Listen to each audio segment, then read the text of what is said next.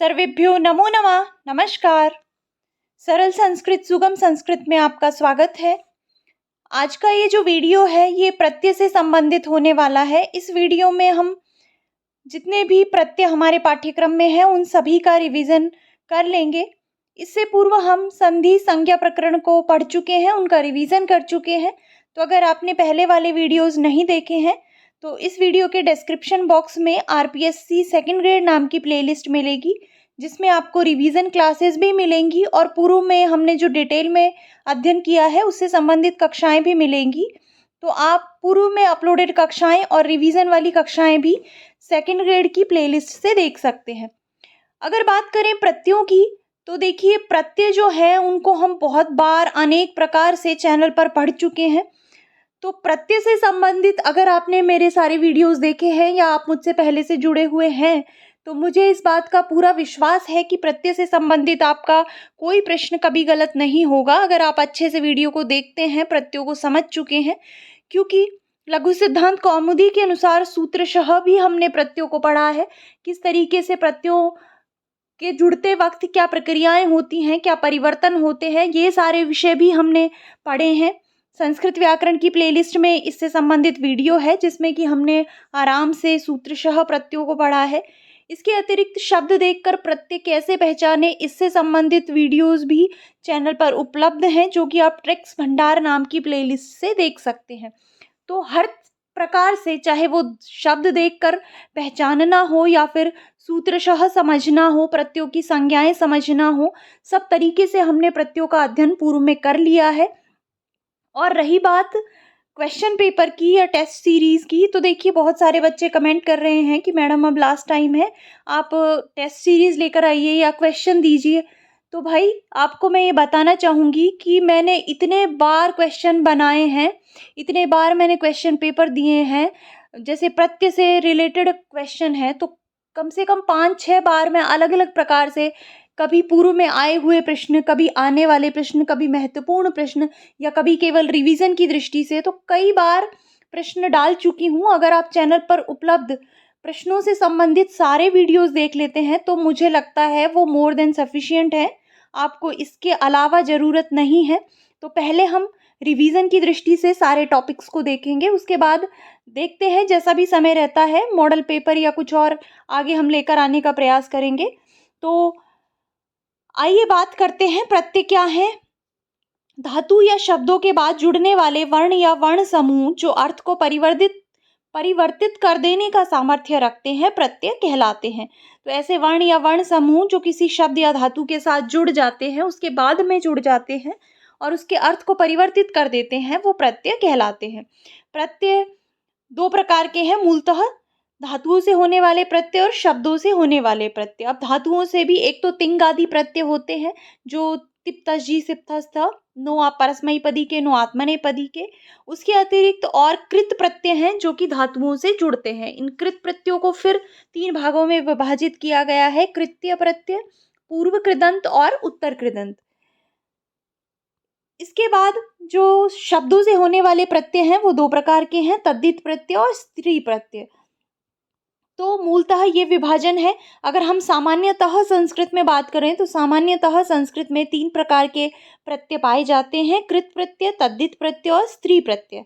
तो उनमें से जो धातुओं के साथ भाव, कर्ता और कर्म अर्थ में होते हैं वो प्रत्यय कृत प्रत्यय कहलाते हैं। ऐसे प्रत्यय जो शब्दों के साथ होकर, शब्दों के बाद में जुड़कर उनका अर्थ परिवर्तित कर देते हैं, जो अपत्य, पुत्र, भव, जात इत्यादि अर्थों में होते हैं, वो तद्धित प्रत्यय कहलाते हैं। इसके अतिरिक्त जो स्त्रीत्व की विवक्षा में प्रत्यय जुड़ते हैं वो स्त्री प्रत्यय कहलाते हैं।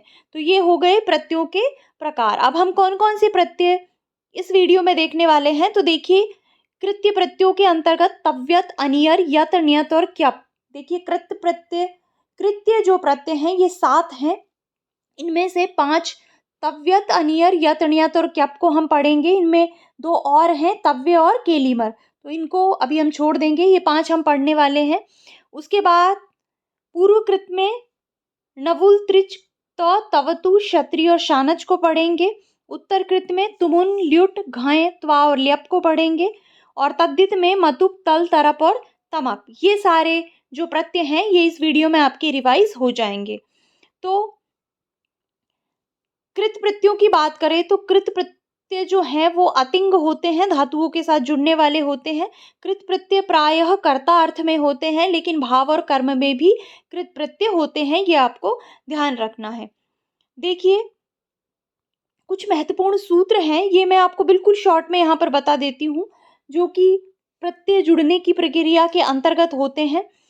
तिंगशित सार्वधातुकम है, आर्धातुकम शेषः है, ये आर्धातुक और सार्वधातुक करने संज्ञाएं करने के सूत्र हैं, इनसे आर्धातुक और सार्वधातुक संज्ञा होती है। आर्धातुक का शेड वलादे, आर्धातुक जो होती है वलादी धातु उसमें इट का आगम हो जाता है, ये सूत्र सामान्यतः ये कहता है। सार्वधातुक आर्धातु को एक सूत्र है जो इक को गुण कर देता है।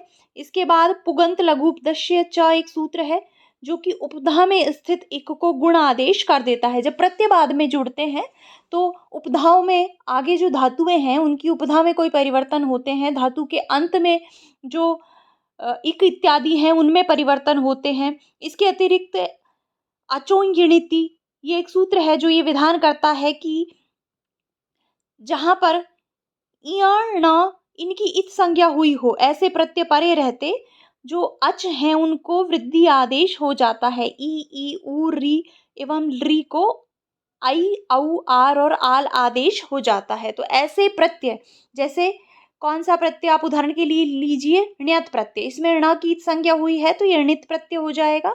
ये जब जुड़ेगा तो जिस धातु के साथ ये जुड़ेगा उसके आदि स्वर को वृद्धि हो जाएगी। इसी प्रकार जितने भी णित प्रत्यय हैं, जिन भी प्रत्ययों में ण की संज्ञा हुई है और जिन भी प्रत्ययों में इ की संज्ञा हुई है, जब वो किसी भी धातु के साथ जुड़ते हैं, किसी भी शब्द के साथ जुड़ते हैं तो उसके आदि स्वर में वृद्धि हो जाती है। अचोंगिणिति सूत्र ये कहता है। अत उपधाया एक सूत्र है जो ये कहता है कि ऋष्व आकार उपधा वाली धातु के अ को आवृद्धि हो जाती है अगर यित व णित प्रत्यय परे रहे तो। देखिए दो प्रकार के विधान मूलतः जब कृदंत प्रत्यय होते हैं तो वहां पर होते हैं, या तो धातु में गुण आदेश हो जाता है या धातु में वृद्धि हो जाती है। और तीसरा है किंगति च, ऐसे प्रत्यय जिनमें क और ग इनकी इत संज्ञा हुई हो तो ना तो गुण होता है और ना ही वृद्धि होती है। ये तीन बातें आपको अगर मोटी मोटी याद रह गई तो अगर बाई चांस आपने कोई शब्द नहीं भी पढ़ा और आपने पहली बार परीक्षा में देखा, वहां पर पूछा गया आपसे कि इस धातु में ये प्रत्यय जुड़कर कौन सा शब्द बनेगा, अगर आपको प्रक्रियाओं का थोड़ा सा ज्ञान है कि देखिए अगर णित प्रत्यय जुड़ रहा है तो यहाँ पर हम आदि वृद्धि कर दें, तो इस तरीके से, इसलिए मैंने आपको ये थोड़ा सा बताए हैं कि इस तरीके का विधान किया जाता है। जैसे कत प्रत्यय है, कत्वतु प्रत्यय है, इनमें क की संज्ञा होती है तो ये कित हो जाएंगे, और कित होने के कारण ये जब भी किसी धातु में जुड़ते हैं तो वहां पर धातु में ना तो कोई गुण आदेश होता है ना ही कोई वृद्धि होती है, कोई परिवर्तन धातु में नहीं होता। हालांकि वहां पर इट इत्यादि का आगम हो सकता है, वो दूसरे सूत्र से होता है, आर्धातु का शेड वलादे से। तो जैसे पठ में कत प्रत्यय जब जुड़ेगा तो पठितः, कोई परिवर्तन पठ में नहीं होगा। इस तरीके से आपको ध्यान रखना है। अब हम बात करते हैं प्रत्ययों की। तो सबसे पहले कृत्य प्रत्यय में तव्यत प्रत्यय को देखते हैं। तव्यत प्रत्यय जो है वो चाहिए एवं योग्य अर्थ में होता है। अब कहाँ पर ये चाहिए और कहाँ पर योग्य अर्थ में होता है, इसके विषय में पूर्व में हम बहुत डिटेल में बात कर चुके हैं। NCERT की एक पुस्तक है व्याकरण वीथी, जिसको कि हमने लगभग पूरा चैनल पर पढ़ा था। वहां पर ये बात बहुत अच्छे तरीके से स्पष्ट की गई थी कि कहाँ पर तो तव्यत प्रत्यय से जुड़े हुए जो बने हुए जो शब्द हैं वो चाहिए अर्थ में होते हैं और कहाँ योग्य अर्थ में होते हैं, लेकिन इन दोनों ही अर्थों में तव्यत प्रत्यय का प्रयोग किया जाता है। अब देखिए कई तरीके के प्रश्न यहाँ पर बन सकते हैं। एक प्रश्न ये पूछा जा सकता है कि चाहिए एवं योग्य के अर्थ में कौन सा प्रत्यय होता है। दूसरा आपसे ये पूछा जा सकता है कि जो तव्यत प्रत्यय है वो कर्ता अर्थ में होता है या फिर भाव अर्थ में होता है या फिर कर्म अर्थ में होता है। तो आपको ध्यान रखना है तव्यत और प्रत्यय जो है वो भाव और कर्म में धातुओं के साथ होता है। इस तव्यत में ये जो अंतिमता है इसकी हलंत्यम से इत संज्ञा होकर तस्यलोपः से इसका लोप हो जाता है और तव्य शेष रहता है। अब ये वलादी आर्ध धातुक है, इसलिए जो सेठ धातुएं हैं उनमें इट का आगम भी हमको दिखाई देता है, बीच में ई भी कई स्थानों पर दिखाई देता है और गुण कार्य भी इसमें हो जाता है जब ये धातुओं के साथ जुड़ता है तो। अब जैसे इसके उदाहरण देखते हैं, पठ, जब पठ धातु से तव्यत प्रत्यय लगेगा तो बनेगा पठितव्यम। अब इसके जो रूप हैं तीनों लिंगों में चलते हैं। पुल्लिंग में आपको पठितव्यः इस प्रकार का पद दिखाई देगा, स्त्रीलिंग में पठितव्या और नपुंसक लिंग में पठितव्यम। इसी प्रकार हस धातु से तव्यत होकर हसितव्यम, रक्ष से रक्षितव्यम, शुच से शोचितव्यम। देखिए यहाँ पर ये जो ऊ है इसको पुगंत लघु उपदेश्य च से गुण हो जाएगा तो ऊ के स्थान पर क्या होगा, गुण होकर ओ होगा। तो जब ये इट का इत्यादि का आगम होगा तो पद बनेगा शोचितव्यम। इसी प्रकार पे वो पा धातु जो है उससे बनेगा पातव्यम, गई गा धातु से बनेगा गातव्यम, गम धातु से बनेगा गंतव्यम, पच धातु से बनेगा पक्तव्यम। पच धातु में जो ये च है ये क में परिवर्तित हो जाता है, एक सूत्र आता है चजो कु घिण्यतो, तो वहां पर च का क में परिवर्तन हो जाता है। तो पच धातु से जब तव्यत लगेगा तो बनेगा पक्तव्यम। इसी प्रकार जे धातु से जेतव्यम, जी से जेतव्यम, ई से गुण हो जाएगा और एतव्यम बनेगा, क्री से गुण हो जाएगा तो बनेगा कर्तव्यम। इसी प्रकार दृश्य में जो री है इसको गुण होगा और बनेगा दृष्टव्यम, द्रष्टव्यम। तो ये आपको ध्यान रखना है कि किस प्रकार से, देखिए अब जो इस तरीके के शब्द हैं वो पूछे जाते हैं कि दृश्य से तव्यत होकर क्या पद बनेगा, तो दर्शितव्यम, इस तरीके के ऑप्शन आपको दे दिए जाएंगे जिससे आप थोड़ा कंफ्यूज हो जाएं। तो आपको जो ये अलग तरीके के शब्द हैं इनको अच्छे से याद रखना है कि दृश्य से जब तव्यत होता है तो क्या बनता है, द्रष्टव्यम। दूसरा कृत्य प्रत्यय है अनियर प्रत्यय। अनियर प्रत्यय और तव्यत प्रत्यय इन दोनों का ही विधान करने वाला एक ही सूत्र है, तव्यतव्या अनियरः। भाव और कर्म अर्थ में धातुओं के साथ होता है, चाहिए और योग्य अर्थ में होता है। इसमें इट का अभाव होता है, इट का आगम इसमें नहीं होता क्योंकि ये वलादि नहीं है, ये तो क्या है, स्वरादि है, इसके अंत में स्वर है, इसलिए इसमें इट का आगम भी नहीं होता, इट का अभाव होता है। और यथा प्राप्त गुण कार्य इसमें हो जाता है, जहां पर गुण प्राप्त हो रहा हो वहां पर गुण कर देंगे। जैसे अब उदाहरण देखते हैं, यथा पठ धातु से अनियर प्रत्यय जब होता है तो पद बनता है पठनीयम। ये नपुंसक लिंग का पद है, इसमें भी पुल्लिंग, स्त्रीलिंग और नपुंसक लिंग तीनों लिंगों में पद होते हैं। तो पुल्लिंग में पठनीयः बनेगा, स्त्रीलिंग में पठनीया और नपुंसक लिंग में बनेगा पठनीयम। इसी प्रकार गम से गमनीयम, लिख से गुण हो जाएगा ई को लेखनीयम, चुर से ऊ को ओ होगा चोरणीयम, कुप से कोपनीयम, दिव से देवनीयम, ज्ञा से ज्ञानीयम, दुह से दोहनीयम, शी से शयनीयम, नी से, नी का जो ई है उसको पहले ए होगा और बाद में आ होने के बाद में अ है अनियर का, इसलिए इसको क्या हो जाएगा, ए को आया आदेश हो जाएगा और क्या बनेगा, नयनीयम। इसी प्रकार हु से हवनीयम, पहले हु को गुण होकर पुगंत लघु उपदेश्य से बनेगा हो और बाद में अ होने के कारण ओ को अवादेश हो जाएगा और पद बनेगा हवनीयम। इसी प्रकार क्री से करणीयम बन जाएगा। तो ये है अनियर प्रत्यय। अनियर में आपको पुल्लिंग, स्त्रीलिंग और नपुंसकलिंग तीनों दिखाई दे सकते हैं, ये आपको ध्यान रखना है। अगला प्रत्यय है यत्, ण्यत् और क्यप प्रत्यय। ये जो तीनों प्रत्यय हैं, ये प्रत्यय, इन तीनों ही प्रत्ययों में य शेष रहता है, तो इनसे बने हुए जो शब्द हैं उनमें आपको कंफ्यूजन हो सकता है कि आप शब्द को देखकर कैसे पहचानें। तो उसके लिए एक बहुत महत्वपूर्ण वीडियो चैनल पर उपलब्ध है, ट्रिक्स भंडार की प्लेलिस्ट से आप उसको अवश्य देखिए, क्योंकि इनसे संबंधित एक ना एक प्रश्न आपको परीक्षा में दिखाई देगा और वो जो वीडियो है वो आपकी बहुत मदद करेगा शब्द देखकर ये पहचानने में कि वहां पर कौन सा प्रत्यय है। यहाँ पर हम बात करते हैं यत्, ण्यत् और क्यप। ये तीनों ही प्रत्यय भाव और कर्म अर्थ में होते हैं। यत् में त का लोप हो जाता है, ण्यत् में ण और त का लोप हो जाता है और क्यप में क और प का लोप होकर तीनों में ही य शेष रहता है। आजंत जो धातुएं हैं उनसे यत् प्रत्यय होता है, ऐसी धातुएं जिनके स्वर अंत में स्वर है, अच अंत वाली, स्वर अंत वाली धातुओं से यत् प्रत्यय होता है। और जो ऋकारांत और हलंत धातुएं हैं, ऐसी धातुएं जिनके अंत में या तो री है या फिर हल है, कोई व्यंजन है, उनसे ण्यत प्रत्यय होता है। इसके अतिरिक्त एक और सूत्र है पोरदुप्तात्। ये सूत्र कहता है कि ऐसी हलंत धातुएं जिनके अंत में पवर्ग हो, जिनके अंत में प फ ब भ म हो और जिसकी उपधा में ह्रस्व आकार हो, ऐसी धातु से यत प्रत्यय होता है। चूंकि एक कॉमन रूल है कि हलंत धातुओं से अण्यत प्रत्यय होगा, किंतु ऐसी हलंत धातु जिसके अंत में पवर्ग से संबंधित वर्ण हो और उसकी उपधा में आकार हो, अर्थात प से पहले अ हो, वहां पर ण्यत प्रत्यय नहीं होता, यत प्रत्यय हो जाता है। और क्यप प्रत्यय का विधान करने वाला सूत्र है एति स्तु शाश व्रीद्री जुषः क्यप। एति स्तु शाश व्रीद्री और जुष, इन धातुओं के साथ क्यप प्रत्यय का प्रयोग होता है। अब यहाँ पर हम तीनों प्रत्ययों को एक साथ देख लेते हैं कि क्या क्या इनमें होता है। तो यत प्रत्यय जो है अजंत धातुओं से होता है, स्वरांत धातुओं से होता है, ऐसी धातुओं से होता है जो पवर्गांत हो, जिनके अंत में पवर्ग के वर्ण हो और जिनकी उपधा में ह्रस्व आकार हो। तीसरा, यत में और क्या होता है, यादि प्रत्यय होने से इट का आगम नहीं होता। चूंकि इसमें य शेष रहता है तो ये यादि हो जाएगा, और जो इट का आगम है वो वलादि में होता है, य में नहीं होता। तो इस कारण यहाँ पर धातुओं में इट का आगम भी नहीं होगा। धातु में यथा प्राप्त गुण कार्य हो जाता है।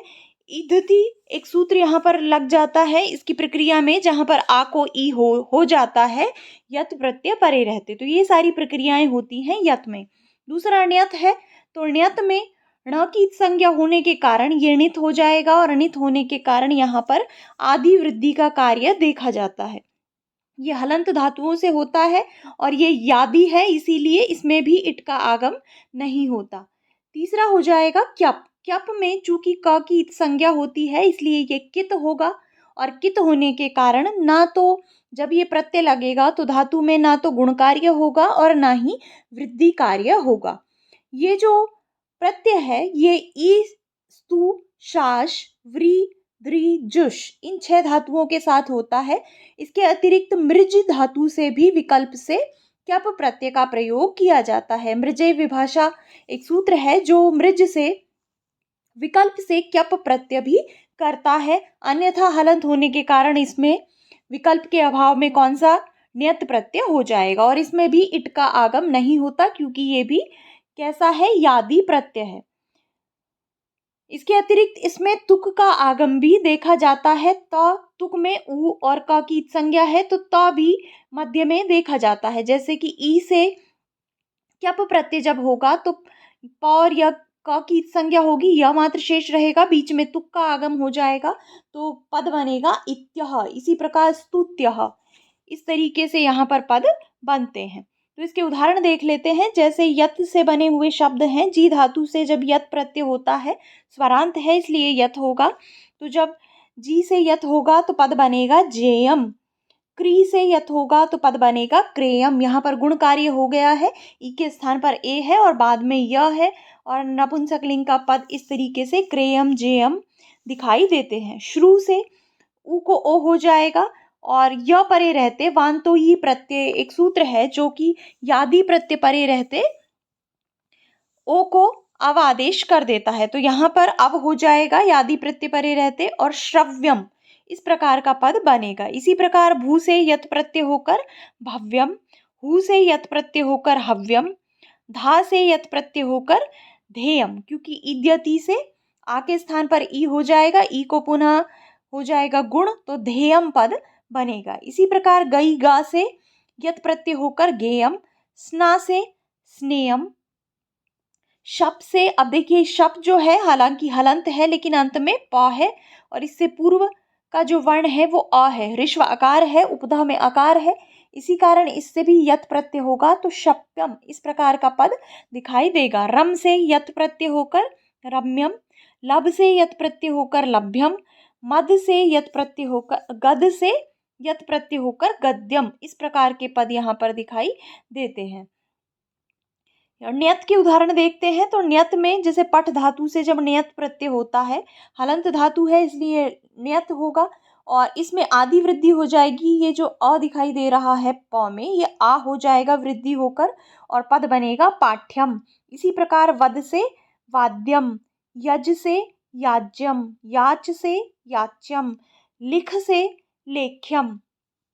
इसमें गुण हो जाएगा आदि गुण, तो लिख से लेख्यम बन जाएगा। इसी प्रकार छिद से छेद्यम, क्री से कार्यम, ह्री से हार्यम। ये ऋकारांत है, ऋकारांत में भी ण्यत ही होता है और जो री है क्री में, री में इत्यादि में इसके स्थान पर आर आदेश हो जाता है वृद्धि होकर, तो कार्यम, हार्यम, धार्यम, भार्यम इस प्रकार के पद दिखाई देते हैं। इसी प्रकार कुप से कोप्यम।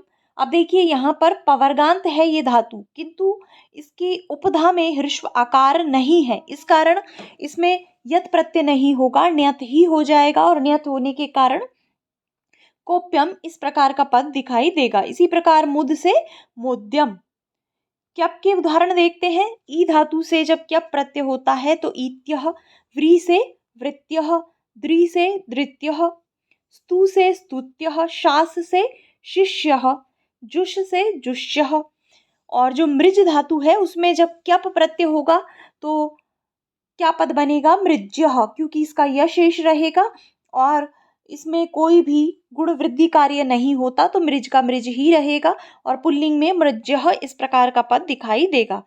जब मृज से विकल्प के अभाव में ण्यत प्रत्यय होगा तो यहाँ पर 2-3 प्रक्रियाएं हो जाएंगी। एक तो णित होने के कारण आदि वृद्धि हो जाएगी, तो री के स्थान पर आर हो जाएगा। और दूसरा ये जो ज है इसको चजो कु घिन्यतो सूत्र से ज के स्थान पर क्या आदेश होगा? ज के स्थान पर ग आदेश होगा, तो मार्ग्यः इस प्रकार का पद दिखाई देगा। तो देखिए आप आराम से पहचान सकते हैं, यहाँ पर पूर्व में आदि वृद्धि दिखाई दे रही है। आदि वृद्धि किस में होती है? ण्यत प्रत्यय में, तो मार्ग्यः हो जाएगा, इसमें ण्यत प्रत्यय हो जाएगा। और अगर मृज्यः है तो इसमें कोई परिवर्तन नहीं हुआ धातु में, तो इसमें हो जाएगा क्यप प्रत्यय। ये दोनों जो है इम्पॉर्टेंट है क्योंकि इसमें विद्यार्थी कंफ्यूज हो सकता है, तो आपको इनका डिफरेंस भी याद रखना है, किस तरह से इनमें कौन सा प्रत्यय हुआ है ये भी याद रखना है। आगे चलते हैं। नवुल, त्रिच, त, तवतु, क्षत्रिय और शानच। तो सबसे पहले बात करते हैं नवुल प्रत्यय के विषय में। इसका विधान करने वाला सूत्र है नवुल त्रिचौ। ये सूत्र कहता है कि जो नवुल और त्रिच हैं ये दोनों ही प्रत्यय कर्ता अर्थ में धातुओं से होते हैं। नवुल में ये जो ला है इसकी संज्ञा हो जाती है, इसका लोप हो जाता है, ण की संज्ञा होकर इसका लोप हो जाता है, वु शेष रहता है। और युवार नाकऊ एक सूत्र है जिससे वु के स्थान पर अक आदेश हो जाता है। तो नवुल प्रत्यय से बने हुए जो शब्द हैं उनके अंत में आपको अक दिखाई देगा, ये नवुल की पहचान है। अब ये कित है, णित है, ण की संज्ञा हुई है, इस कारण ये प्रत्यय जब होता है तो वृद्धि कार्य हो जाता है अचोनिति सूत्र से। इसके अतिरिक्त जहां पर गुण कार्य होना होता है इसमें गुण कार्य भी हो जाता है क्योंकि ये आर्ध धातुक प्रत्यय है। इसके उदाहरण देखते हैं। जैसे पठ धातु से जब णवुल प्रत्यय होता है तो पठ वु का अक्षेष रहेगा और पठ में जो अ है पूर्व में आदि में उसको वृद्धि होकर आ हो जाएगा, तो पाठ कह इस प्रकार का पद बनेगा। ये पुल्लिंग का है, इसमें पद बनते हैं पाठ कह, पाच कह इस प्रकार से। तो पच से जब णवुल प्रत्यय होगा तो पाचकः, ग्रह से ग्राहकः, चल से चालकः, क्री से कारकः। ये जो क्री में री है इसके स्थान पर आदि वृद्धि होगी, आर होगा और बाद का अक, तो इस तरीके से कारकः। मुद से मोदकः, ह्री से हारकः, मृ से मारकः, श्रु से श्रावकः, मुच से मोचकः, छिद से छेदकः। इसमें वृद्धि कार्य हो जाएगा उपधा में पुगंत लघु उपदस्य च सूत्र से, और जो ई है छी में इसको ए हो जाएगा, इसी प्रकार यहाँ पे ओ हो जाएगा। तो मोद कह, मोच कह, छेद कह, दर्श कह, घात कह। हन धातु से क्या पद बनेगा? घात कह। पा से बनेगा पाल कह, दा से बनेगा दाय कह। इनमें थोड़ा सा परिवर्तन होता है, तो ये जो 3 धातुएं स्पेशल हैं, पा से पाल कह, दा से दाय कह और हन से घात कह, ये तीनों आपको अलग से याद रखनी है। अब देखिए णवुल के कुछ अपवाद भी हैं, उन अपवादों को भी आपको ध्यान रखना है, क्योंकि मुख्यतः अपवाद से संबंधित प्रश्न ही पूछे जाते हैं। जन धातु से जब अक णवुल प्रत्यय होगा तो इसमें वृद्धि का निषेध हो जाएगा और जन कह इस प्रकार का ही पद बनेगा। इसी प्रकार यम धातु से यम कह ही बनेगा। नकारांत और मकारांत जो धातुएं हैं उनमें आदि वृद्धि नहीं होती, तो उसके अनुसार गम से गम कह बनेगा, गाम कह नहीं बनेगा। ये आपको ध्यान रखना है। इसी प्रकार वध से वध कह बनेगा, वाद कह नहीं बनेगा। तो जन कह, यम कह, गम कह, वध कह, ये आपको ध्यान रखने हैं अपवाद के रूप में। अगला प्रत्यय है त्रिच प्रत्यय। त्रिच प्रत्यय भी कर्तार्थ में होता है नवुल त्रिचौ सूत्र से। इसमें ये जो च है इसकी संज्ञा होकर लोप हो जाता है, त्रि मात्र शेष रहता है और शब्द के अंत में हमको ता दिखाई देता है। इसमें इट का आगम भी हो जाता है क्योंकि ये वलादि आर्धातुक प्रत्यय है और इसमें गुण इत्यादि कार्य भी हो जाते हैं। तो इसके उदाहरण देखते हैं। जैसे पठ से जब त्रिच प्रत्यय होगा तो इट का आगम हो जाएगा और अंत में ता रहेगा, तो पठिता इस प्रकार का पद बनेगा। हस से हसिता, क्रीड से क्रीडिता, दा से दाता, माँ से माता, लिख से लेखिता। इसमें ये जो उपधा में ई है इसके स्थान पर गुण होकर ले हो जाएगा, लेखिता। इट का आगम होकर लेखिता हो जाएगा। शुच से शोचिता, ई से एता, क्री से क्रेता और क्री से कर्ता। तो ये जो डिफरेंस है आपको ध्यान रखना है। यहाँ पर ई है तो इसके स्थान पर गुण जब होगा तो क्रेता बनेगा। यहाँ पर री है तो इसके स्थान पर जब गुण होगा तो अर हो जाएगा, कर्ता बनेगा। तो क्री से क्रेता और क्री से कर्ता। सृज से बनेगा श्रेष्ठा। ये आपको ध्यान रखना है। इस तरीके के अलग शब्द पूछे जाते हैं। तो सृज से श्रेष्ठा हो जाएगा, युद्ध से योद्धा हो जाएगा, युज से हो जाएगा योक्ता। तो ये जो है ज से चजोकु गिण्यतु से च को पहले च होता है और फिर च के स्थान पर क आदेश हो जाता है। उ जो है इसको गुण होकर ओ हो जाता है, तो योक्ता पद यहाँ पर बनता है। ये आपको ध्यान रखना है।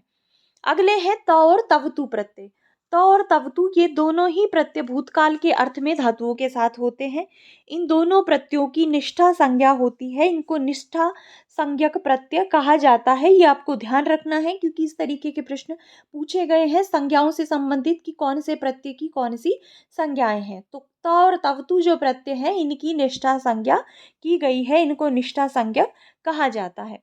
दोनों ही प्रत्ययों में क का इत संज्ञा होकर उसका लोप होता है, तो इत संज्ञक होने के कारण ये दोनों ही प्रत्यय कित हो जाएंगे और कित होने के कारण किंगति च सूत्र से ना तो जब ये प्रत्यय जुड़ेंगे तो धातु में ना तो गुण कार्य होगा और ना ही वृद्धि कार्य होगा।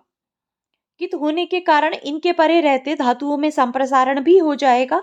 संप्रसारण का तात्पर्य यण के स्थान पर इक आदेश भी हमको देखने को मिलेगा। यण के स्थान पर इक का तात्पर्य क्या है? यण के स्थान पर इक का तात्पर्य है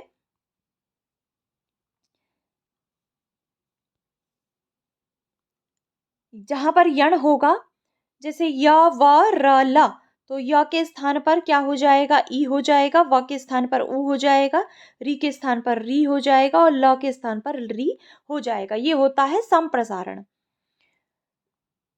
और भी बहुत सारी प्रक्रियाएं इसमें होती हैं। दूसरा इससे जो महत्वपूर्ण बात है इन प्रत्ययों में वो ये है कि इन प्रत्ययों से बने हुए शब्दों के रूप तीनों लिंगों में चलते हैं। तो अब इनमें डिफरेंस क्या है? ये तो इनकी समानताएं हैं कि इनसे बने हुए शब्द तीनों लिंगों में चलते हैं, ये भूतकाल के अर्थ में होते हैं, कित होने के कारण इनमें गुण वृद्धि नहीं होती। अब इनकी अलग अलग बात हम करते हैं कि कहाँ पर तो भूतकाल के अर्थ में धातुओं के साथ हम कत प्रत्यय करें और कहाँ पर तवतु करें। तो जहां पर भाव और कर्म का अर्थ हो वहां पर धातुओं के साथ कत प्रत्यय का प्रयोग किया जाता है और कर्ता अर्थ में धातु के साथ तवतु प्रत्यय का प्रयोग किया जाता है। कत प्रत्यय से बने हुए शब्दों के रूप राम पुल्लिंग में राम के समान, स्त्रीलिंग में रमा के समान और नपुंसक लिंग में फल के समान चलते हैं। जबकि तवतु प्रत्यय से बने हुए शब्दों के जो रूप हैं वो पुल्लिंग में भगवान के समान, स्त्रीलिंग में नदी के समान और नपुंसक लिंग में जगत शब्द के समान चलते हैं। कत प्रत्यय में क की संज्ञा हो जाती है, लोप हो जाता है, तय शेष रहता है और तवतु में इस ऊ की और क की इत संज्ञा होकर इनका लोप होने के कारण तवत शेष रहता है। तो अब इनके उदाहरण देखते हैं। जैसे देखिए, क्री धातु से जब कत प्रत्यय होता है भाव और कर्म में, तो पुल्लिंग में बनता है कृतः, स्त्रीलिंग में बनता है कृता और नपुंसक लिंग में बनता है कृतम। इसी प्रकार जब कर्ता अर्थ में तवतु प्रत्यय होगा क्री धातु से, तो पुल्लिंग में बनेगा कृतवान, स्त्रीलिंग में बनेगा कृतवती और नपुंसक लिंग में बनेगा कृतवत। इसी प्रकार क्री से अब हम पुल्लिंग पुल्लिंग के यहाँ पर देख लेते हैं। स्त्रीलिंग आप खुद सोच लीजिए, बना लीजिए, आपको बता दिया। कृता है जैसे, तो क्रीता, हसिता, जगदा इस प्रकार से बन जाएंगे। और इसी प्रकार से क्रीतवती, हसितवती, कृतवती इस प्रकार से बन जाएंगे। क्री धातु खरीदना अर्थ वाली जो होती है, उससे जब कृत होगा, कत प्रत्यय होगा तो क्रीतः बनेगा, तवतु होगा तो क्रीतवान बनेगा। इसी प्रकार हस धातु से हसितः, हसितवान। अध धातु से देखिए, अध धातु से जब कत प्रत्यय होता है तो जगदह शब्द बनता है, और जब तवतु होता है तो जगदवान बनता है। ये थोड़ा सा अलग तरीके का पद बन जाता है, अलग तरीके से परिवर्तन होता है, तो अध धातु को आपको ध्यान रखना है। दृश्य धातु से जब कृत प्रत्यय होता है तो दृष्टः बनता है, और तवतु होकर बनता है दृष्टवान। दह से दग्धः, दग्धवान। वद से बनता है उदितः और उदितवान। देखिए यहाँ पर ये जो व है, इसमें संप्रसारण हो जाता है, और संप्रसारण होकर जो व है वो ऊ में परिवर्तित हो जाता है। इट का आगम भी यहाँ पर हो जाता है, तो उदितः इस प्रकार का पद बनता है। और तवतु प्रत्यय जब होता है तो उदितवान हो जाता है। इसी प्रकार वह धातु से पुनः संप्रसारण होता है, ह के स्थान पर ढ हो जाता है, तो कत प्रत्यय होकर तो ऊढ़ बनता है, और तवतु होकर बनता है ऊढ़वान। इसी प्रकार वच धातु से ऊ हो जाएगा संप्रसारण होकर, और चजो कु घिण्यतु से च के स्थान पर क होगा, तो वच धातु से जब कत प्रत्यय होगा तो उक्तः बनेगा, और तवतु जब होगा तो बनेगा उक्तवान। ये थोड़ी सी अलग है, स्पेशल है, तो ये तीनों ही धातुएं आपको अच्छे से याद रखनी है। प्रच्छ धातु से कत प्रत्यय होकर पृष्ठः और तवतु होकर बनेगा पृष्ठवान। इसी प्रकार छिद धातु से छिन्नः, छिन्नवान। खन धातु से खातः, खातवान। नम धातु से नतः, नतवान। ये आपको ध्यान रखना है। गम धातु से गतः, गतवान। भुज धातु से भुग्नः, भुग्नवान। स्था धातु से स्थितः, स्थितवान। इसी प्रकार मुह धातु से दो प्रकार के पद बनते हैं। तो जब होता है तो मूढ़ः, मुग्धः दो पद बनते हैं। इसी प्रकार तवतु से मूढ़वान और मुग्धवान दो प्रकार के पद बनते हैं। तो ये जो अलग है धातुएं, उनको मैंने यहाँ पर स्पेशली लिखा है, ये आपको ध्यान रखने हैं। आगे चलते हैं। अगले प्रत्यय हैं क्षत्रिय और शानच प्रत्यय। ये दोनों ही प्रत्यय वर्तमान काल के अर्थ में धातुओं के साथ होते हैं। क्षत्रिय प्रत्यय में ये जो अंतिम री है, इसकी संज्ञा होकर इसका लोप हो जाता है, और श की संज्ञा होकर इसका लोप हो जाता है, तो इसमें अथ शेष रहता है। जबकि शानच में च और श इन दोनों की संज्ञा होकर आन शेष रहता है। तो क्षत्रिय में अथ शेष रहेगा और शानच में आन शेष रहेगा। ये जो दोनों ही प्रत्यय हैं, इनकी सत संज्ञा होती है, इनको सत संज्ञक प्रत्यय कहा जाता है। तो निष्ठा संज्ञक अगर पूछा जाए तो निष्ठा संज्ञक हो जाएंगे ता और तवतु, और अगर सत पूछा जाए तो सत हो जाएंगे क्षत्रिय और शानच। इन दोनों ही प्रत्ययों से बने हुए शब्द जो होते हैं वो विशेषण होते हैं। अतः जिस भी पद की ये विशेषता बता रहे हैं, जिस विशेष्य के लिए ये प्रयुक्त हो रहे हैं, उस विशेष्य के अनुसार ही इनका लिंग और वचन होता है, और तीनों लिंगों और वचनों में इनके रूप चलते हैं। अब इनमें डिफरेंस क्या है, ये तो दोनों की समान बातें हमने कर ली। अब जो क्षत्रिय प्रत्यय है वो परस्मयी पदी धातुओं के साथ होता है। इससे बने हुए शब्दों के रूप पुल्लिंग में भवत के समान, स्त्रीलिंग में नपुंसक, स्त्रीलिंग में नदी के समान, और नपुंसक लिंग में जगत शब्द के समान चलते हैं। शानच जो प्रत्यय है ये आत्मनेय पद धातुओं के साथ होता है। इसके रूप पुल्लिंग में राम के समान, स्त्रीलिंग में रमा के समान और नपुंसक लिंग में फल के समान चलते हैं। तो अगर परस्मैपदी धातु हो तो वर्तमान काल के अर्थ में क्षत्रिय प्रत्यय होगा, और आत्मनेपदी धातु हो तो शानच प्रत्यय होगा। और अगर उभयपदी धातु हो तो क्षत्रिय और शानच दोनों ही प्रत्ययों का प्रयोग हम कर सकते हैं। अब इससे क्षत्रिय प्रत्यय से बनाने के कुछ नियम हैं, इनको हम छोड़ देते हैं। हम उदाहरण देखते हैं। जैसे पठ धातु से जब क्षत्रिय प्रत्यय होता है तो पुल्लिंग में पद बनता है पठन, स्त्रीलिंग में बनता है पठंती, और नपुंसक लिंग में बनता है पठत। इसी प्रकार क्रीड धातु से पुल्लिंग में पद बनता है क्रीडन। आपको देखिए पुल्लिंग में अन दिखाई देगा अंत में, जबकि नपुंसक लिंग में अत दिखाई देगा। स्त्रीलिंग में आपको या तो अंति होगा अंत में या फिर अति होगा। दो तरीके के शब्द आपको दिखाई देंगे। तो क्रीड धातु से पुल्लिंग में क्रीडन, स्त्रीलिंग में क्रीडंती और नपुंसक लिंग में क्रीडत। इसी प्रकार स्था धातु से जब क्षत्रिय प्रत्यय होता है तो पुल्लिंग में तिष्ठन, स्त्रीलिंग में तिष्ठन्ति और नपुंसक लिंग में तिष्ठत पद बनता है। इसी प्रकार क्री धातु से पुल्लिंग में कुर्वन, स्त्रीलिंग में कुर्वती और नपुंसक लिंग में कुर्वत। स्ना धातु से पुल्लिंग में बनेगा स्नान, स्त्रीलिंग में बनेगा स्नाति और नपुंसक लिंग में बनेगा स्नात। इसी प्रकार ची धातु से क्षत्रिय प्रत्यय होकर पुल्लिंग में चिन्वन, स्त्रीलिंग में चिन्वती और नपुंसक लिंग में बनेगा चिन्वत। हन धातु से पुल्लिंग में बनेगा घनन, इसमें परिवर्तन हो जाता है, घनन हो जाता है। स्त्रीलिंग में घनति और नपुंसक लिंग में बन जाएगा घनत। इसी प्रकार अस धातु से पुल्लिंग में बनेगा सन, स्त्रीलिंग में बनेगा सती और नपुंसक लिंग में बन जाएगा सत। दा धातु से पुल्लिंग में बनेगा ददत, स्त्रीलिंग में बनेगा ददती और नपुंसक लिंग में बनेगा ददत। तो ये एक अलग है, स्पेशल है, ध्यान रखना है। इसमें पुल्लिंग में ददन नहीं होता, ददत होता है। इसी प्रकार धा धातु से पुल्लिंग में दधत बनेगा, स्त्रीलिंग में दधती और नपुंसक लिंग में दधत। तो ये चीजें आपको ध्यान रखनी है। शानच प्रत्यय से बने हुए जो शब्द हैं वो कैसे बनते हैं, जैसे देखिए एध धातु से जब शानच प्रत्यय होगा तो पुल्लिंग में बनेगा एधमानः, स्त्रीलिंग में बनेगा एधमाना, नपुंसक लिंग में बनेगा एधमानम। इसी प्रकार वृद्ध धातु से पुल्लिंग में बनेगा वर्धमानः, स्त्रीलिंग में बनेगा वर्धमाना और नपुंसक लिंग में बनेगा वर्धमानम।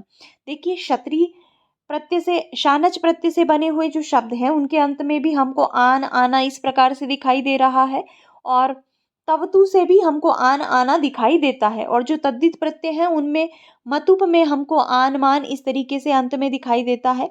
तो कैसे हम शब्द देखकर पहचाने कि इन तीनों प्रत्ययों में से कौन सा प्रत्यय हुआ है, इसके लिए पूर्व में एक वीडियो चैनल पर अपलोडेड है, ट्रिक्स भंडार नामक प्लेलिस्ट से आप उसे देख सकते हैं। ट्रिक्स भंडार प्लेलिस्ट का जो लिंक है इस वीडियो के डिस्क्रिप्शन बॉक्स में दिया गया है। डिस्क्रिप्शन बॉक्स जो वीडियो के नीचे लिखा रहता है ना संज्ञा प्रकरण, वहाँ पर एक इस तरीके का साइन आता है। जब उसको आप टच करेंगे तो और चीज़ें वहाँ पर खुल जाएंगी। तो वहाँ पर एक ट्रिक्स भंडार प्लेलिस्ट भी आपको दिखेगी, उसका लिंक दिखेगा। जब आप उसको टच करेंगे तो वहाँ पर एक वीडियो मिलेगा, मान और आन शेष रहने वाले प्रत्यय शब्द देखकर कैसे पहचाने। तो आप उस वीडियो को देखिए, वो वीडियो आपकी बहुत मदद करेगा कि कैसे आप शब्द देखकर पहचान सकते हैं कि कौन सा प्रत्यय यहाँ पर हुआ है। चलिए आगे बात करते हैं। मुद धातु से जब शानच प्रत्यय होता है तो पुल्लिंग में मोदमानः, स्त्रीलिंग में मोदमाना और नपुंसकलिंग में मोदमानम। इसी प्रकार वृत्त धातु से वर्तमानः, वर्तमाना, वर्तमानम। क्री धातु से कुर्वाणः, कुर्वाणा, कुर्वाणम। क्री धातु से क्रीणानः, क्रीणाना, क्रीणानम। ची धातु से चिन्वानः, चिन्वाना, चिन्वानम। और शी धातु से शयानः, शयाना, शयानम। इस प्रकार के पद बनते हैं। उभयपदी धातुओं से दोनों ही प्रत्यय होते हैं। जैसे पच है, उभयपदी धातु है तो क्षत्रिय होकर यहाँ पर पचन, पचंती, पचत इस प्रकार के रूप बनेंगे पुल्लिंग, नपुंसकलिंग और स्त्रीलिंग में। और शानच होकर बनेगा पचमानः, पचमाना, पचमानम। अगले जो प्रत्यय है कृदंत में ही, वो है तुमुन, घाय, ल्युट, त्वा और ल्यप। तो सबसे पहले इनमें बात करते हैं हम तुमुन प्रत्यय के विषय में। तुमुन जो प्रत्यय है वो उसका विधान करने वाला सूत्र है तुमुन णवुलौ क्रियायाम क्रियार्थम क्रियार्थायाम। भविष्यत अर्थ में तुमुन प्रत्यय होता है क्रियार्थक क्रिया के रहने पर, जहां पर एक क्रिया के लिए दूसरी क्रिया रहे वहां पर जो मुख्य क्रिया होती है उसमें तुमुन प्रत्यय का प्रयोग किया जाता है। इस तुमुन में उ और न की संज्ञा हो जाती है और तुम शेष रहता है। अब ये मकारांत प्रत्यय है, इसके अंत में मकार है, इसलिए मकारांत कृत प्रत्यय होने के कारण तुमुन प्रत्यय से बने हुए शब्द अव्यय हो जाते हैं। एक कृन मेजंतः सूत्र आता है जिसके अनुसार जो मकारांत कृत प्रत्यय है, ऐसे कृत प्रत्यय, ऐसे कृदंत प्रत्यय जिनके अंत में म है, उनसे बने हुए शब्द अव्यय हो जाते हैं, अर्थात इनसे बने हुए शब्दों के रूप किसी भी लिंग में वचन में नहीं चलते। इससे बने हुए जो शब्द हैं उनमें इट का आगम भी होता है और उनमें गुण कार्य भी होता है। तो देखते हैं, जैसे पठ धातु से जब तुमुन प्रत्यय होता है तो इट का आगम हो जाता है और पठितुम पद बन जाता है। इसी प्रकार पा से बनता है पातुम। तुमुन से बने हुए जो शब्द हैं उनके अंत में आपको तुम दिखाई देगा। बहुत आसान है इनको पहचानना और इनके रूप केवल इसी प्रकार से चलेंगे, ये स्त्रीलिंग पुल्लिंग नपुंसक लिंग नहीं होते। तो आपको पठितुम, रक्षितुम, क्रीडितुम इस प्रकार के ही पद दिखाई देंगे। कूज धातु से कूजितुम, स्था से स्थातुम, लिख से लेखितुम, शुच से शोचितुम। यहाँ पर देखिए उपधा में गुण कार्य होकर इस प्रकार के पद बनते हैं। इसी तरीके से क्री धातु से कर्तुम, श्रिज धातु से श्रष्टुम, ह्री धातु से हरतुम, क्रुद्ध धातु से क्रोद्धुम, स्मृ से स्मरतुम, यज से यष्टुम, भुज से भोक्तुम, सह से सोढ़ुम। तो ये जो 3-4 हैं ये थोड़े अलग हैं। जैसे भुज से भोक्तुम बनेगा, सह से सोढ़ुम बनेगा, यज से यष्टुम बनेगा। तो ये आपको ध्यान रखने हैं। दूसरा प्रत्यय है घाय प्रत्यय। घाय प्रत्यय भाव अर्थ में धातुओं के साथ होता है। इससे बने हुए जो शब्द होते हैं वो नित्य पुल्लिंग होते हैं, केवल पुल्लिंग मात्र में उनके रूप चलते हैं। घाय में य की और घ की दोनों की संज्ञा होकर दोनों का लोप हो जाता है और अशेष रहता है। अब ये घ की संज्ञा होने के कारण घित हो जाएगा और घित होने से चजो को घिण्यतो सूत्र से धातु के अंत में स्थित च को क और ज को ग आदेश हो जाएगा। इसके अतिरिक्त इसमें य की भी इत संज्ञा हुई है तो यित संज्ञक है, इसलिए इसमें अचो ये जो सूत्र है अचोइणिति उससे वृद्धि कार्य भी हो जाएगा और जहां पर वृद्धि नहीं होगी वहां पर गुण कार्य भी हो जाएगा। तो बहुत छोटे छोटे शब्द इससे बनकर सामने आते हैं। जैसे पठ धातु से अशेष रहता है तो पठ धातु से जो आदि वृद्धि होकर पद बनता है वो है पाठ। पच धातु से पाकः, यज से यागः, दह से दाह, त्यज से त्यागः, भज से भागः। केवल इसी प्रकार के शब्द इसमें दिखाई देंगे क्योंकि इससे बने हुए जो शब्द हैं वो नित्य पुल्लिंग में होते हैं। क्री से इसमें वृद्धि हो जाएगी, आदि वृद्धि। कारः, ह्री से हारः, श्री से सारः, भू से भावः, श्री से सारः, स्तु से स्तावः, मुद से मोदः, सिच से सेकः। ये च के स्थान पर क हो जाएगा, ई को ए हो जाएगा गुण होकर और सेकः। विद से वेदः, तो वेद पद किससे बना है? घाय प्रत्यय होकर विद धातु से। छिद से छेदः, युज से योगः। यहाँ पर उ के स्थान पर ओ हो जाएगा, ज को ग आदेश हो जाएगा और युज धातु से क्या बनेगा? योगः। अब इसके कुछ अपवाद भी हमको दिखाई देते हैं, वो अपवाद हम देख लेते हैं। जैसे गम धातु जो है, मकारांत और जो नकारांत धातुएं हैं वस्तुतः उनमें वृद्धि का अभाव दिखाई देता है तो गम से गमः यहाँ पर बनेगा, शम से शमः बनेगा, समपूर्वक यम धातु से संयमः बनेगा। रज से जो ये रंज धातु है इससे रागः पद बनता है भाव और करण अर्थ में। इसी प्रकार ची से कायः पद बनता है निवास, चिति, शरीर और उपसमादान अर्थ में। तो ये आपको जो स्पेशल 5 शब्द हैं इनको भी ध्यान रखना है। इनमें हालांकि घाय प्रत्यय हुआ है लेकिन इनमें तो आपको वृद्धि दिखाई नहीं देती और ये अलग तरीके से परिवर्तित होकर बनते हैं। तो रंज धातु से रागः और ची धातु से कायः, इस प्रकार के पद घाय प्रत्यय होकर बनते हैं। अगला प्रत्यय है ल्युट प्रत्यय। ल्युट प्रत्यय भाव अर्थ में तथा करण और अधिकरण कारक के अर्थ में धातुओं से होता है। ल्युट जो प्रत्यय है इसमें ट की और ल की संज्ञा हो जाती है, यू मात्र शेष रहता है और युवार नाकऊ से यू के स्थान पर अन आदेश हो जाता है। तो ल्युट से बने हुए जो शब्द हैं उनके अंत में आपको अनम दिखाई देगा। क्योंकि इससे बनने वाले शब्द नित्य नपुंसकलिंग में होते हैं, इसलिए केवल अनम आपको दिखाई देगा, अनह अना इस तरीके से दिखाई नहीं देगा। तो आपको ध्यान रखना है, ल्युट शब्द से बने हुए ल्युट प्रत्यय से बने हुए जो शब्द हैं वो नित्य नपुंसकलिंग में होते हैं, जबकि घय प्रत्यय से बने हुए शब्द नित्य पुल्लिंग में होते हैं। आर्धातुक ये प्रत्यय है, इसलिए आर्धातुक होने के कारण यथा प्राप्त गुण कार्य भी इसमें हो जाता है। तो इसके उदाहरण देखते हैं, जैसे पठ धातु से पठनम, अद धातु से अदनम, हन धातु से हननम, लिख से लेखनम, चुर से चोरणम, कुप से कोपनम, स्वप से स्वप्नम, माँ से मानम, दा से दानम, गई गा धातु से गानम, दुह से दोहनम, नी से नयनम, नी में जो ई है पहले इसको ए हो जाता है गुण होकर और बाद में अनम रहने से एक स्थान पर आय आदेश होकर नयनम, तो नी धातु से बनता है नयनम। श्रु से श्रवणम, व्री से वर्णम, शी से शयनम और हु से हवनम, इस प्रकार के पद ल्युट प्रत्यय से बने हुए दिखाई देते हैं। अगला प्रत्यय है त्वा प्रत्यय। त्वा प्रत्यय जो है उसका विधान करता है समान कर्तृकयो पूर्व काले। समान कर्ता होने पर अगर दो या दो से अधिक क्रियाएं की जाएं तो जो पूर्वकालिक क्रिया है, जो पूर्व में होने वाली क्रिया है, उसमें त्वा प्रत्यय का प्रयोग किया जाता है। त्वा में क की संज्ञा होकर इसका लोप हो जाता है और त्वा शेष रहता है। ये वलादि आर्धातुक प्रत्यय है, इसलिए इसमें इट का आगम हो जाता है। गुण और वृद्धि का इसमें निषेध होता है, क्योंकि क की संज्ञा होने के कारण ये कित है और कित होने के कारण ना तो गुण होता है और ना ही वृद्धि यहाँ पर धातुओं में दिखाई देती है।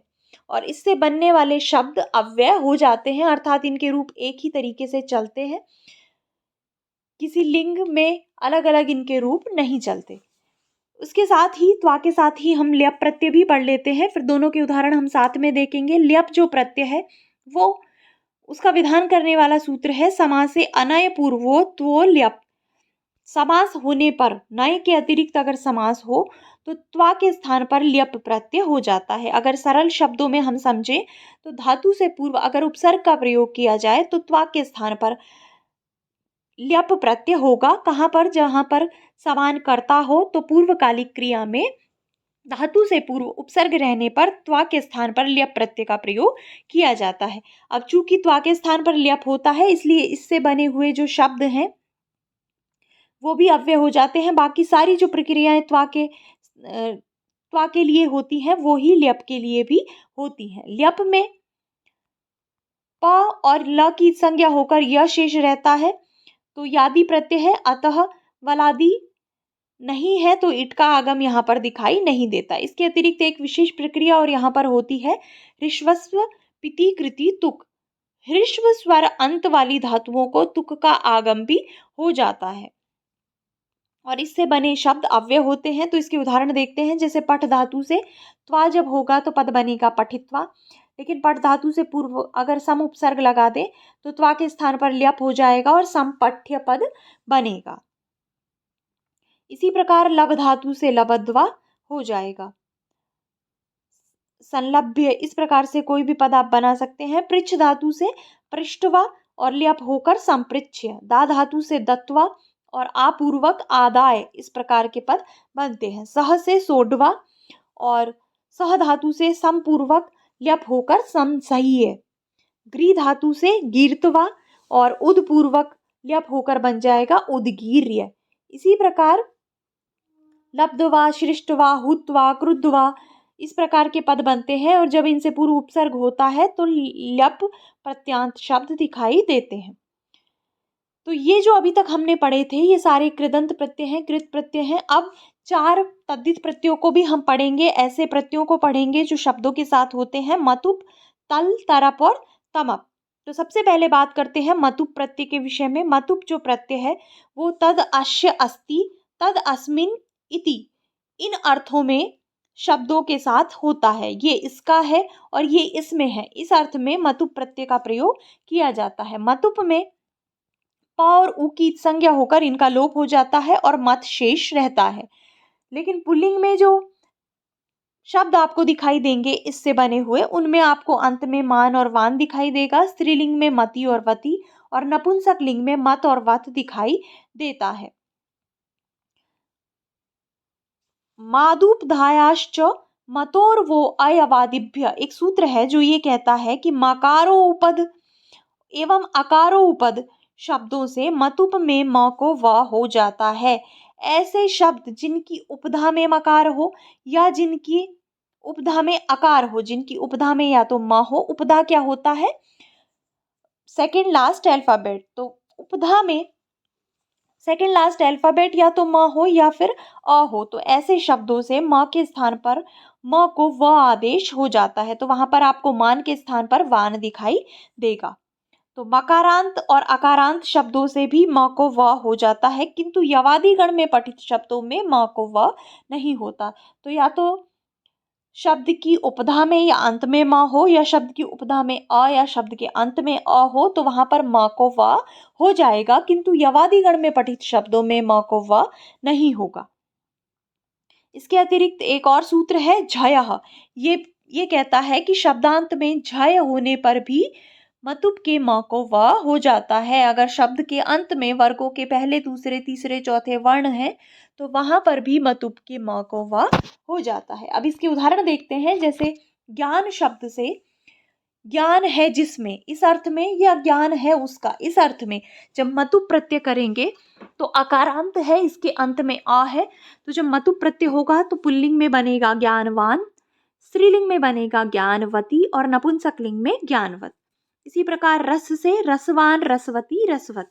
किम से मकारांत है तो किमवान, किमवती, किमवत। शमी से इसकी उपधा में माँ है तो शमीवान, शमीवती, शमीवत। इसी प्रकार यशस से, तो यशस से क्या हो जाएगा, यशस्वान, यशस्वती, यशस्वत। विद्वश से विदुष्मान, विदुष्मती, विदुष्मत। गो से हो जाएगा गोमान, गोमती, गोमत। श्री से श्रीमान, श्रीमती, श्रीमत। शक्ति से शक्तिमान, शक्तिमती, शक्तिमत। यव से यवादी गण में पठित है, इसलिए अकारांत होने पर भी माँ को वह नहीं हुआ और पद बने यवमान, यवमती, यवमत। गरुत से गरुतमान, गरुतमती और गरुतमत। इस प्रकार के पद बनते हैं। अगला प्रत्यय है तल प्रत्यय। तल प्रत्यय कहाँ पर होता है, तो तस्य भावस्त्व त्वत तलऊ, तस्य भाव अर्थ में त्वत और तल ये दोनों प्रत्यय होते हैं। तल प्रत्यय में ये जो ल है अंतिम, इसकी इत संज्ञा होकर इसका लोप हो जाता है और त शेष रहता है। लेकिन तल प्रत्यय में एक नियम है, तलंतम स्त्रियाम, अर्थात तलंत जो पद होते हैं, तल प्रत्यय लगकर बने हुए जो शब्द होते हैं वो नित्य रूप से स्त्रीलिंग होते हैं। अतः स्त्रीत्व की विवक्षा में यहाँ पर टाप प्रत्यय हो जाता है और शब्दों के अंत में ता दिखाई देता है। तो जैसे उसका भाव अर्थ में ये होता है, तो उदाहरण देखते हैं, मनुष्यस्य भावः, मनुष्य का भाव, तो यहाँ पर तल प्रत्यय होगा और मनुष्यता इस प्रकार का पद दिखाई देगा। इसी प्रकार ब्राह्मणस्य भावः, ब्राह्मणता, दृढ़स्य भावः, दृढ़ता, दरिद्रस्य भावः, दरिद्रता, पात्रस्य भावः, पात्रता, समस्य भावः, समता। देखिए पहले तो इस तरीके के प्रश्न ही पूछे जा रहे थे कि इसमें कौन सा प्रत्यय है कौन सा नहीं है। अब आपको थोड़ा सा ये भी ध्यान रखना है कि कौन सा प्रत्यय किस अर्थ में होता है, क्योंकि अगर थोड़े से डीप क्वेश्चन पूछे गए तो इस तरीके से प्रश्न पूछे जा सकते हैं। तो तल प्रत्यय जो है तस्य भावः अर्थ में होता है। अब यहाँ पर कुछ विशेष बात है तल प्रत्यय के संबंध में, वो क्या है कि गज, सहाय, ग्राम, जन और बंधु इन शब्दों से तस्य समूह अर्थ में भी तल प्रत्यय होता है और ये इसकी विशेषता है।